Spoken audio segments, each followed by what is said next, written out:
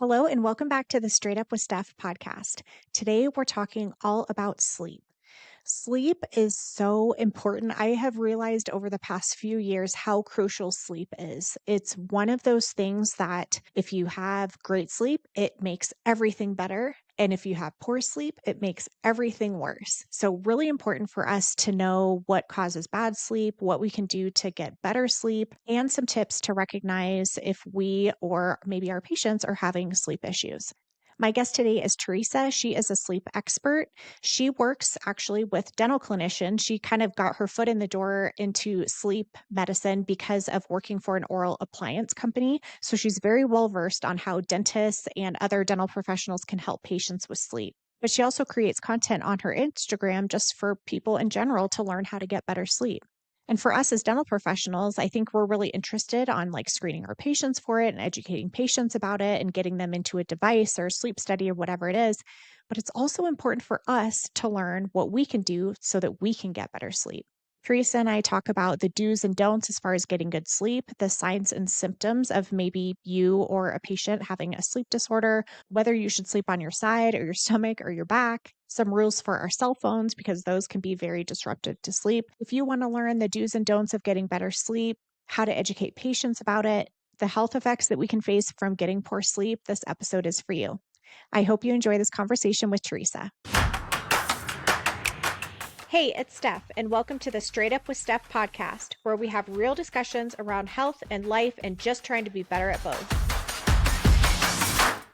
Hello, Teresa. Thank you so much for joining today. Thanks for having me. Excited we could connect.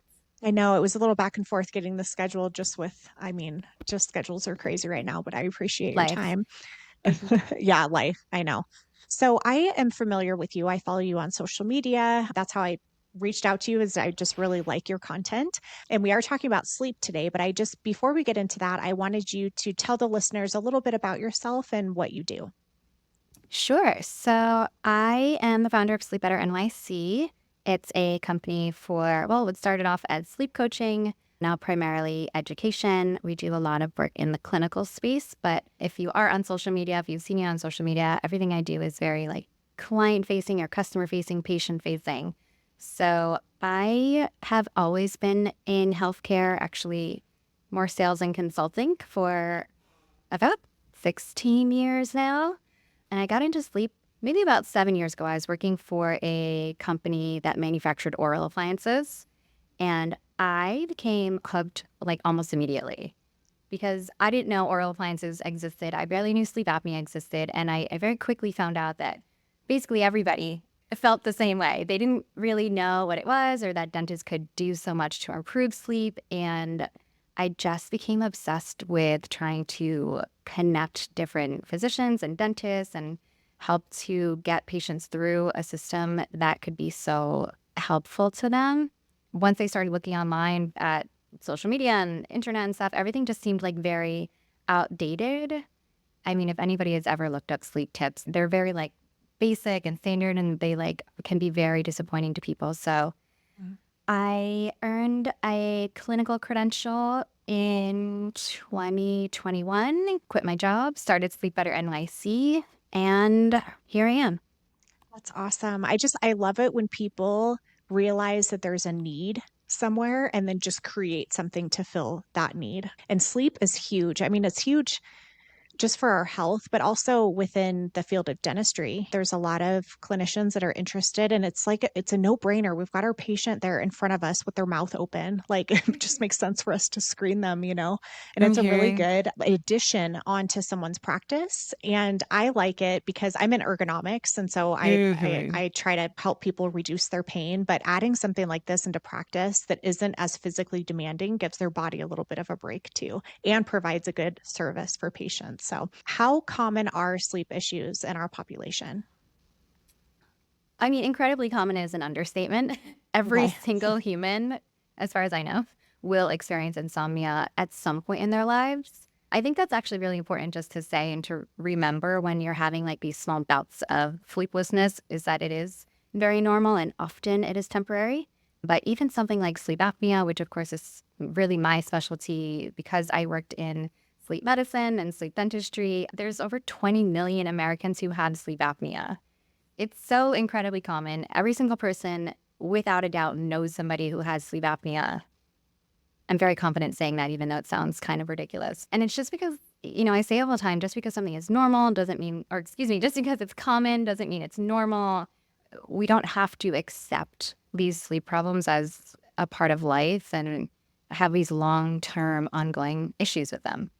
And would you say sleep apnea is the most common sleep issue, or is there something else?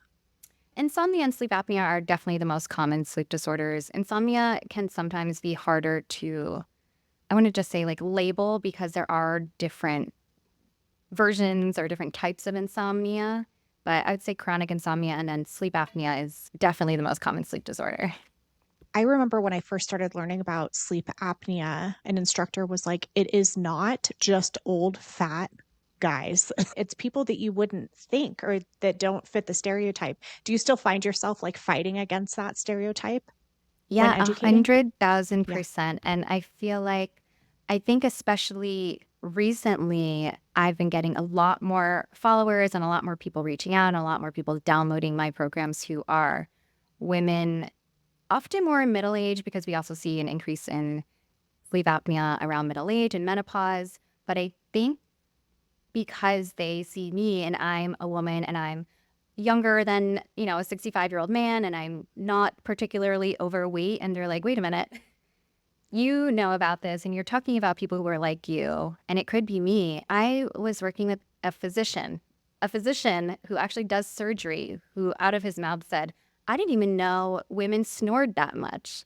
And I was like, at that point, I was like, oh my gosh, there's so much work to be done. Not everybody who has sleep apnea snores, but yes, most of them do. And yes, women can snore and women can have sleep apnea. And you can be an 18-year-old marathon runner and have sleep apnea. Yeah, it's really interesting how we attach these almost stigmas onto things, right? I don't practice clinically as much anymore, but when I would ask my female patients if they snored, they would almost get embarrassed or like they wanted to Hmm. whisper about it. And I'm like, can we just like move past this? Like, it's fine, we're all human, we all do it sometimes. But how detrimental are sleep issues to someone's health? Oh my gosh, that's almost a loaded question. We could go Yeah. through like an entire episode, multiple episodes just on this, because sleep touches every single aspect of physical and mental health.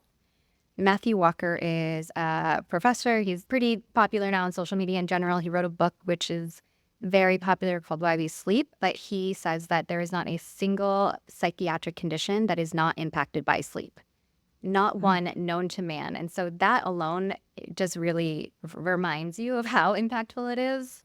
Aside from just feeling groggy, and everybody knows you have brain fog if you don't get a lot of sleep, but we know that long term, consistent sleep deprivation can increase the risk of Alzheimer's disease. It can exacerbate cancer. It is directly related to risk of heart attack and stroke. It's just and. Unfortunately, there are a ton of negative effects of poor sleep. I have learned a lot about sleep over the past few years, and me myself being middle aged and I am in perimenopause. I just can relate to what you said earlier.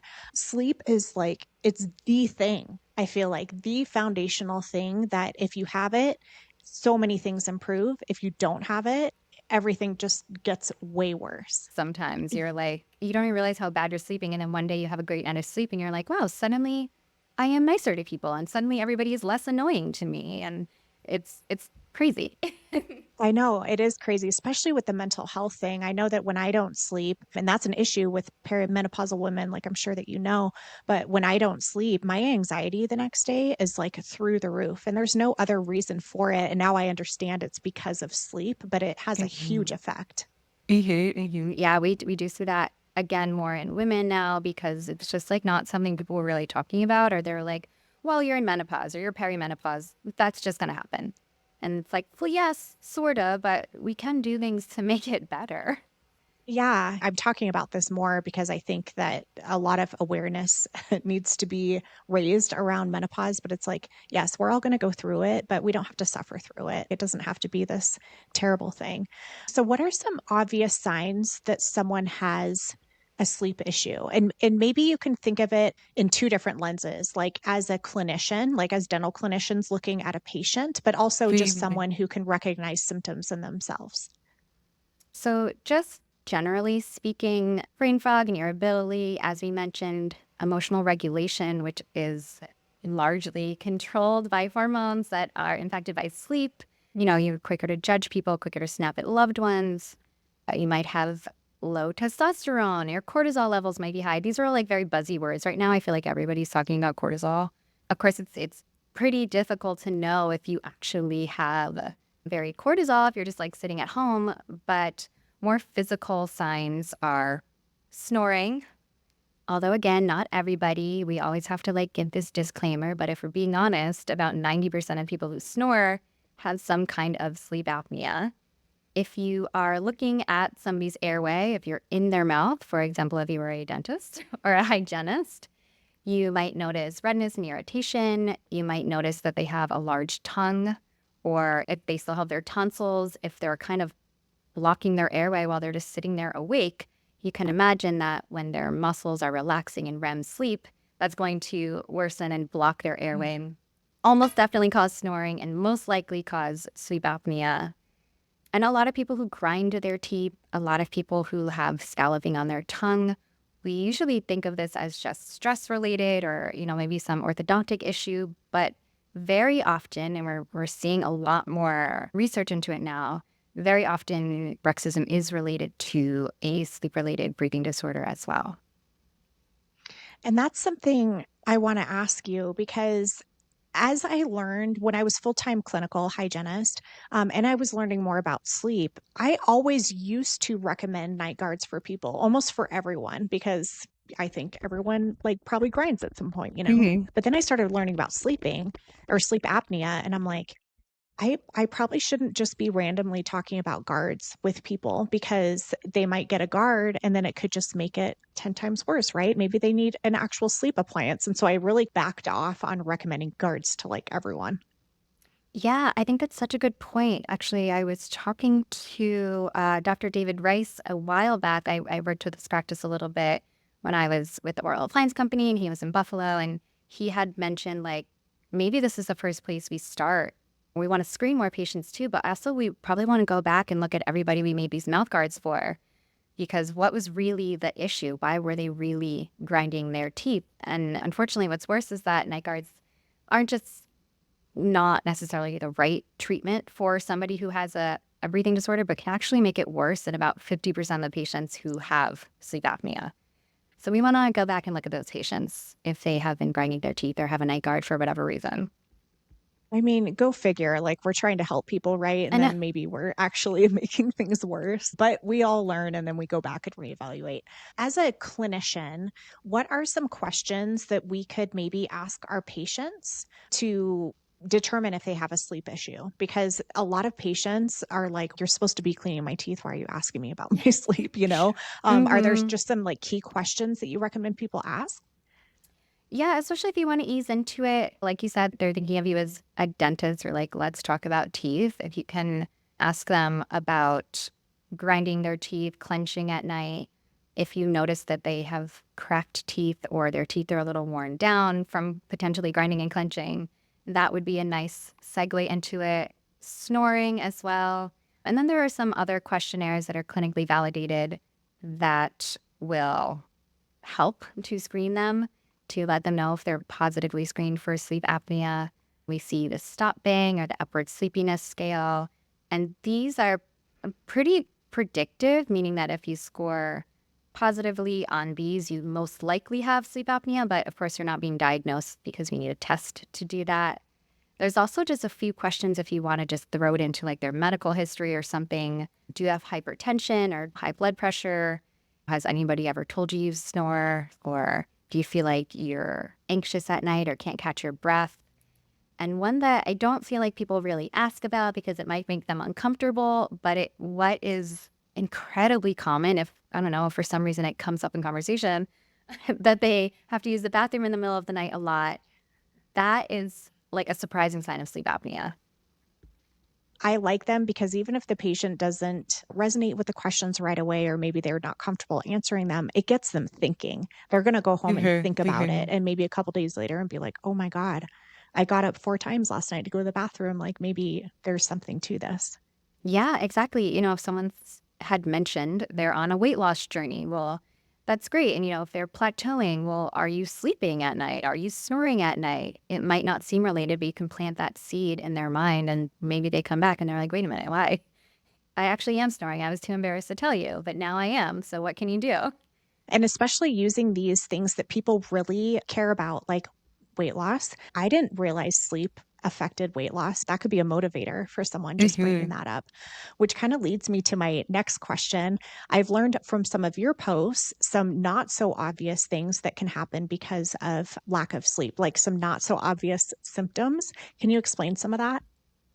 We already touched on the emotional regulation, using the bathroom at night. People, even when I explain it to them, they kind of are like, yeah, but not me. Like, I have a hormone thing, or I mean, actually, I don't even know what else. They think it's just like a thing with age, but not almost always, but quite often, it's not really just something that like happens with age. Unless you really do have something going on with your hormones, of course, if you're pregnant, things change. If you have a prostate issue, sure, you should be getting up a few times at night, but more than like twice, I'd say would be something that you want to really think about. And something that most people don't think about as well, if we're going back to like the emotional regulation and hormones in general, is sex. Sex is regulated, our libido is regulated by hormones, and hormones are thrown off the day after you have a poor night of sleep. Mm. I posted about some studies about people being more or less likely to engage in this activity, whether or not they're well slept. And most people just think, well, yeah, because like I'm tired. I just want to go to sleep. I don't want to do other things. But it's not just that, it's other things that are going on in your body as well. It doesn't turn your brain on to think about those things. And everything's not really working the way we want it to. Blood flow and oxygen levels and all these things affect our sex life. And that is definitely affected by sleep and or untreated sleep disorders. Wow, so it's not just someone maybe being tired and not in the mood, it actually affects our hormones, which could make us really not in the mood. 100%. I'm just thinking of like a poor woman who's kept up all night because her husband's snoring and then he wants to like get it on and she's like, "Get away from me." Yeah, There's you're like, like all not kinds of only issues there. did you annoy me, but now my body is like physically unable to have the best time. Yeah. You had mentioned to me when we were talking about doing this podcast that posture has a role in obstructive sleep apnea. Can you talk about that? Yeah, this is definitely something I want to learn more about. I have a friend who is a chiropractor, and he had mentioned about seeing a difference in people when he's treating them for other issues in their breathing. And so I think that's super interesting. But just generally speaking, we see like a forward head posture, like someone who kind of stands like this or walks with their head like way before their body. This is something to look out for. It's pretty common with people who have sleep apnea, especially if they're untreated, people who are mouth breathers habitually, which is something that we typically want to help them try to not do. We want them to nasal breathe, but if someone's standing straight up and their head is a little out in front of their body, most likely their mandible is also a little bit further back than we want it to be. We see like sometimes cartoons have this like really intense mouth breather visual. So if you can imagine that, they typically have an airway issue. So that would also lead to your upper back kind of rounding forward.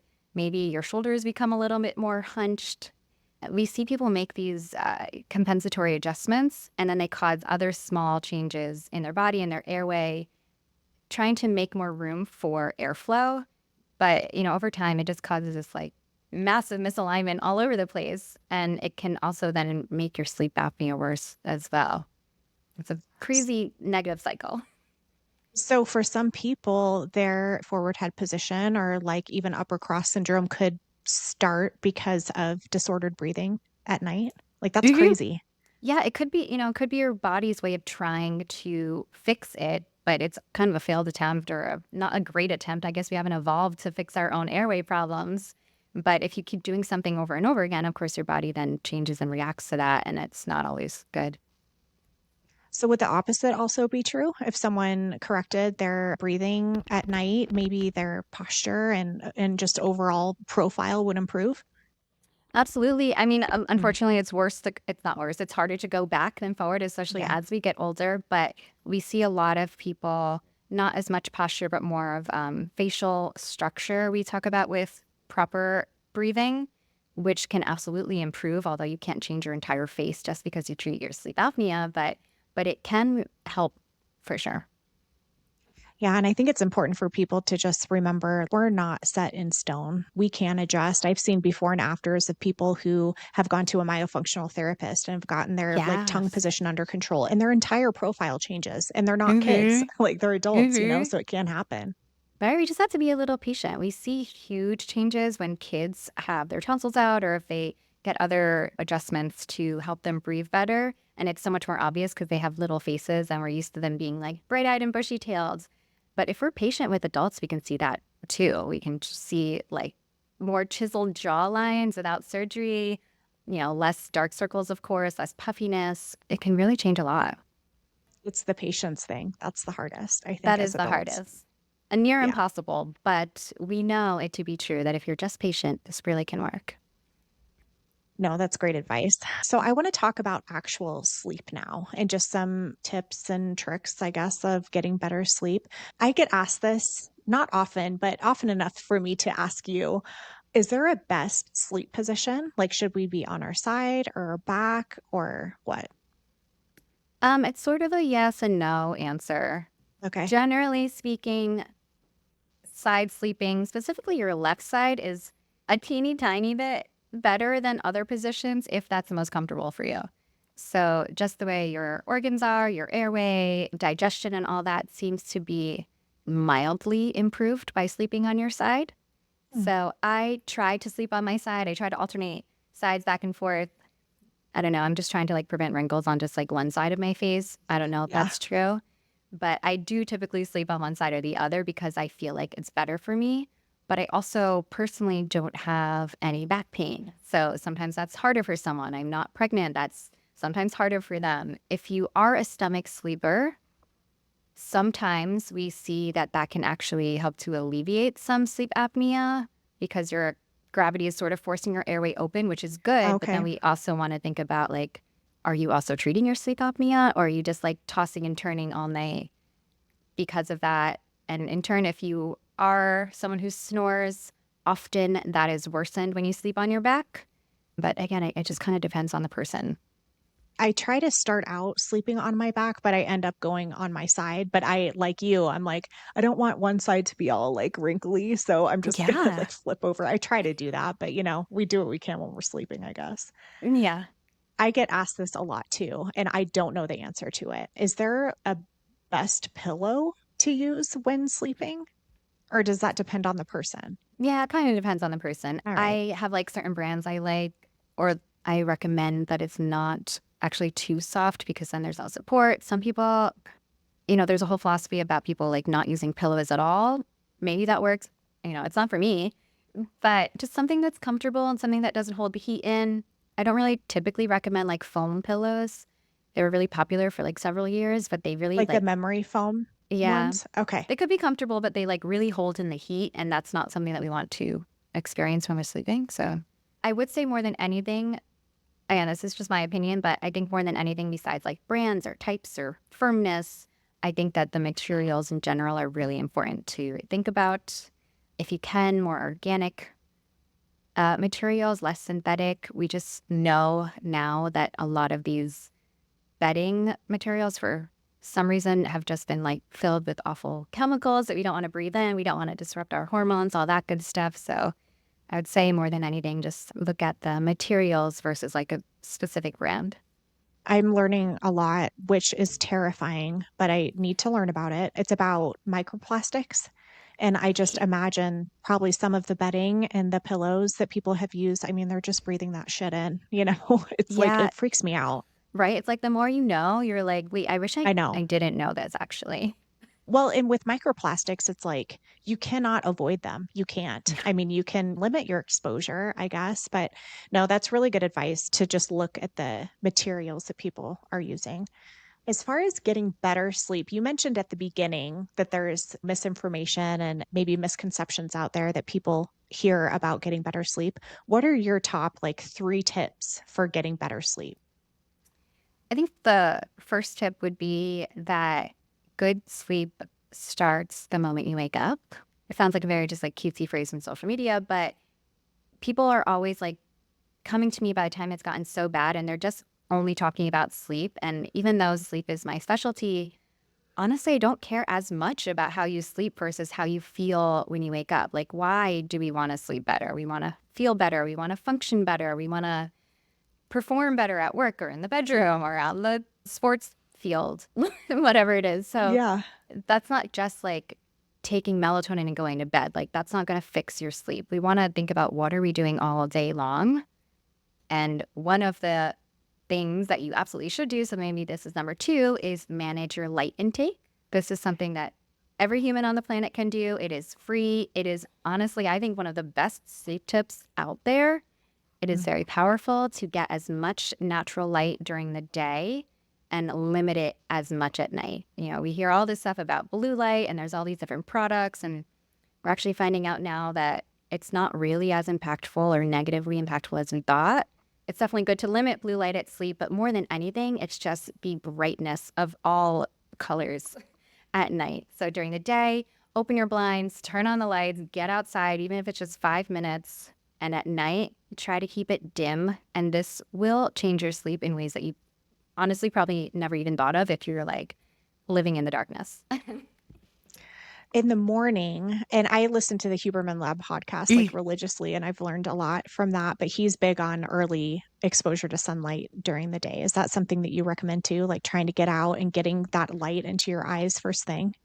Yeah, 100%. Even on overcast days, if you get outside for just a few minutes, and especially if it's early in the morning, you sort of reset your circadian rhythm. You can like trick your mind into feeling like, okay, it's time to be awake. It's the daytime. I need to have more energy. So even on days when you're like sluggish and all you want to do is keep all the lights off and like stay in your bed. I mean, if you can stay in bed, that's great. But open the blinds because you can actually trick your mind into feeling more awake. And at nighttime, you were talking about limiting light. So maybe like dim the light that we have in our place, maybe dim the screen if we're watching TV or working on the computer. Yes, 100%. Like around dinner time, I almost always kind of take an inventory quick of my home and I'm like, is that light on? Is that light on? I would love everybody to just like never use what's called like the big light, like the overhead lights, lamps and candles. You know, it sets a nice mood, but it's also a lot more natural for us to process. And melatonin is naturally produced in the absence of light. So if you are working hard at your computer all night, maybe that's something you have to do. I would like you not to, but if you have to do that, keep the screen a little lighter, keep the lights around you a little dimmer, because we want to signal to our brain that it is nighttime, which eventually means it's time for sleep. Yeah. I'm totally addicted to my phone, as I'm sure a lot of people are. Yeah. But I am very good. Like a lot of my friends know that if they text me at 5 o'clock or later, I will not respond till the next day because I don't pick up my phone at night. Is there a rule that you recommend for people to like stop looking at their phone? Yeah. And I think what you just said is like so important to remember too. Like I could tell you, put your phone away 3 hours before bed, but realistically, who's going to do that?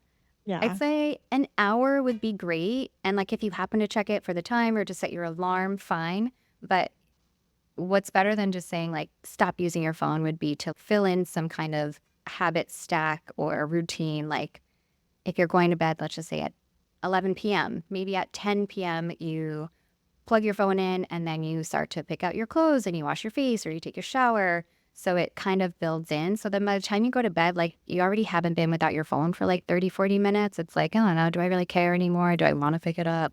It's the light, it's the EMFs, the Wi-Fi.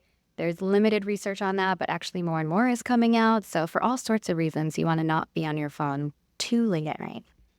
I feel like for me, it's not just the light, like the screen, it's the stimulation that I'm getting. I pick it up to check my email, but then I also have to go through and check all of my 15 other apps, Yeah. and then I'm on it for way longer than I want to be. So we've talked about light and screens. Is there any other like big ones that can help people get better sleep? Actually, what you just mentioned is really important too. It's the mindless scrolling.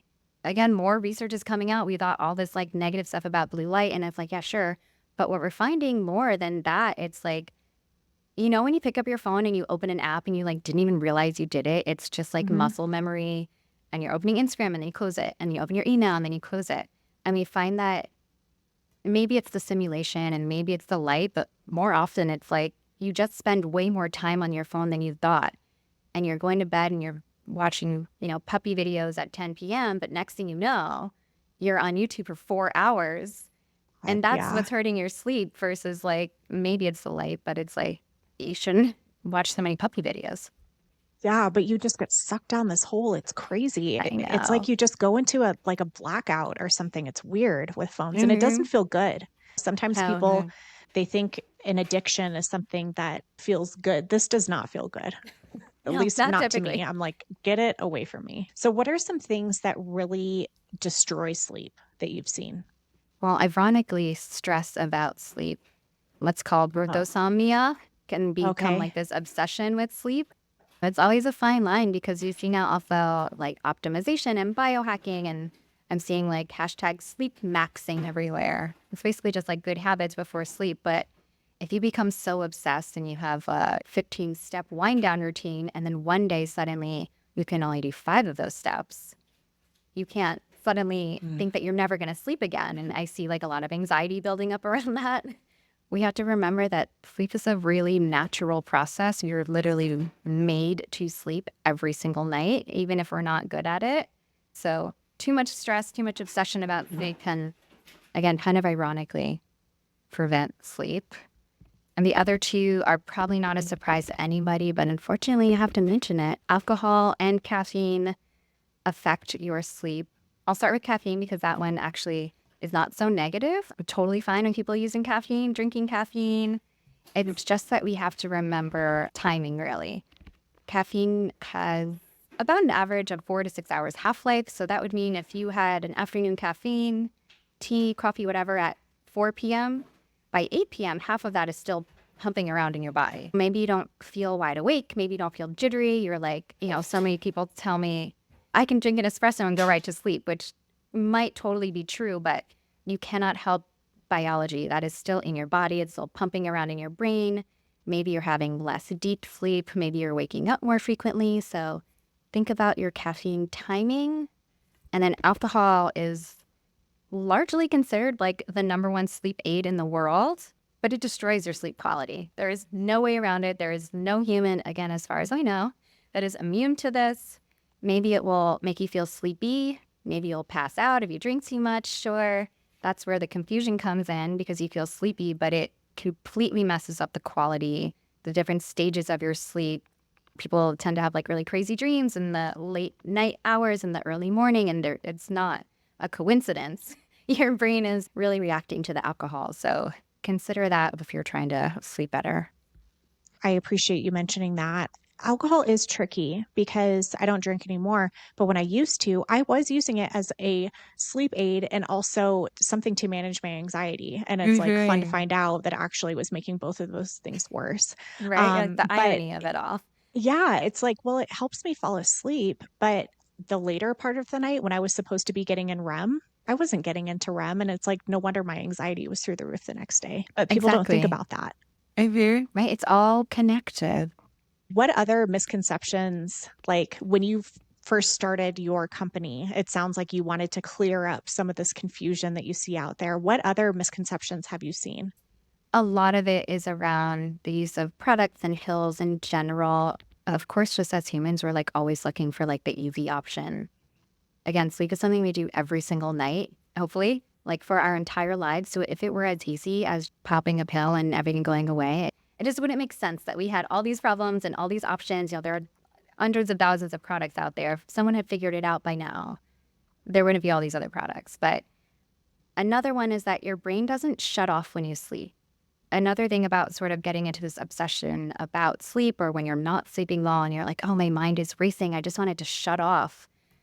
But it doesn't. It doesn't ever just shut off. And that sounds negative. I actually mean it in a positive way. Like we don't need to put this extra pressure on ourselves. Like that, oh, when we get into bed, suddenly everything's going to be perfect and comfy, cozy, and we're just going to drift to sleep. Our brain is very active during sleep, especially during REM sleep, as you mentioned. We're doing a lot within our body physically, but also with our emotions and our memories. So it's okay if you have some racing thoughts, and there are also ways to reduce these and minimize these, but you don't have to feel like something's wrong with you if you can't just instantly fall asleep. There's this analogy of like, if you're driving really fast in a car, you're driving 60 miles an hour, and then you just get to your garage, you're not just going to slam on the brakes in your garage. You're going to slowly get into the neighborhood and pull at the stop sign and roll into your garage, just like sleep. You can't just go, go, go all day and hop into bed and then get annoyed when you don't fall asleep. You need to ease into it. That's such a good analogy. And a lot of my listeners are in dentistry. And I'm sure you know, working with clinicians, we're all very type A and perfectionists, and we want to just get it right, whatever that means. And so we just need to have some grace with ourselves with this for sure. 100%. I know that you work with clinicians and also with patients, it sounds like too. Do you have resources available that people can learn more? I do. I offer a ton of free information, of course, on social media. That's often more focused on like personal tips and tricks, like either for yourself or for your patients. But I do have some free downloads as well as playbooks, PDFs that are fillable, that can be customized for practices, branding logos, specific FAQ related to their dental practices. Often when I work with dental practices or when I work with them often, maybe the dentist was trained in sleep or like one of the hygienists was really like a rock star, but everybody else was kind of uncomfortable or they just didn't have the time to learn it, which is common, of course. Like everybody has a million things to do. But if you have something like these playbooks, it can help take the burden off of them and like help them along the way. All the questions that we hear are, it's like the same questions over and over again. So we can use these playbooks to help the patients learn from it and take that away from anybody who's not comfortable talking about it in the practice. That's awesome. If those playbooks are anything like your content on social media, it's very easy to understand and you get right to the point, which is what I appreciate about your content on Instagram. Thank you. Yeah, I must have spent hundreds or thousands of dollars on all these things on social media, like different courses and programs. And so often I feel like I'm scrolling through and I'm like, okay, get to the point. What is the idea what am I supposed to do now? Just tell me. When I first started too, I was like, thought I had to tell this whole story before like I got to the point. Me as a consumer, I don't care about any of that shit. Like just give me the tips or give me the whatever. And that's what your content does. So I think it's great. Thank you. Yeah, I promise I'm not going to like tell you the history of sleep apnea and any of my stuff, unless you Yeah. ask for it, but like probably going to skip it. Yeah. So you work with clinicians and dental offices. Do you ever go to any of like our big dental shows? I do. Actually, I do a few events a year and trying to do a few more next year to really help with this multidisciplinary approach and collaboration, which I feel like is really a key to any success in general, but also especially in this like very online remote world. We meet so many people virtually, and sometimes it's kind of nice to be in person again. It's like really come full circle, I feel like. So the next one I will be attending and hopefully throwing a small event is at Chicago Midwinter for dentists and American Academy of Dental Sleep Medicine and the big sleep conference as well next year. So if anybody is going to any of those, definitely message me. Yes. Oh my gosh, that Chicago Midwinter, I haven't been to the other ones, but I've been to Midwinter for the past 3 years. I've just gone for networking because the networking is like amazing at that show. But now I get to speak next year, so I'll be working a little bit too. But maybe we can like meet in person. Oh my gosh, we'll That'd be have fun. to. Yeah, you'll have to Yeah. tell me what you're speaking on and your timing. That's the thing too. It's like I feel like so many people have a million things to do. There's like so many courses and so many Oh my God. vendors that I Yeah. wanted to do something that was just like, let's just have, an hour or two for like coffee and chatting with each other. No pressure, no CEs. Let's just meet and network. So Yeah. Yeah. I think that's great. What is the best place for someone to reach out to you? my Instagram is definitely the most active. My handle is at Sleep Better NYC, no dots or spaces or underscores. And then my website is sleepbetter.nyc. Okay, awesome. Yeah, I'll put all of that down in the show notes so it'll be easier for people to contact you. But I really appreciate your time today. I feel like we could talk about this for much longer. You could probably Definitely. just give us a whole course on it, but you gave some really good tips today and I appreciate that. I hope so. Thanks so much. Yeah, if you want to just talk about it for hours and hours, you know where to go. Yes, definitely. All right. Thank you, Teresa. And thank you, everyone, for listening. And we will see you next time.